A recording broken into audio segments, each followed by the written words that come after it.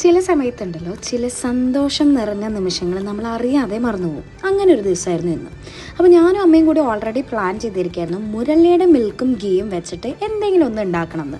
അപ്പോൾ ഞാനിങ്ങനെ ആലോചിച്ചുകൊണ്ടിരിക്കുമ്പോൾ സിയാനും ഡേവും എൻ്റെ അടുത്ത് വന്നിട്ട് പറഞ്ഞു, അമ്മ ഞങ്ങൾക്ക് സേമിയ പായസം ഉണ്ടാക്കിത്താ, എന്തായാലും ഓണമൊക്കെ ആയിട്ടിരിക്കുകയല്ലേ, എല്ലാവരും പായസത്തിൻ്റെ കഥകളാണ് പറയണേ.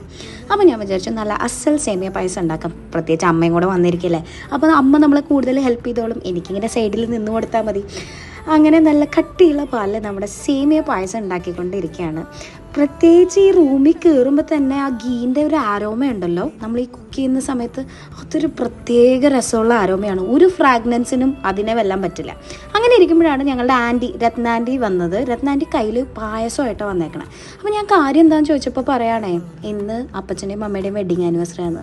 മക്കളായ ഞങ്ങൾ നല്ല അസലായിട്ട് അതങ്ങോട്ട് മറന്നുപോയി. എന്നാലും നല്ല അടിപൊളി മരുമോളായ ഞാൻ അതറിയാതെ പായസം ഉണ്ടാക്കിക്കൊണ്ടിരിക്കുകയായിരുന്നു.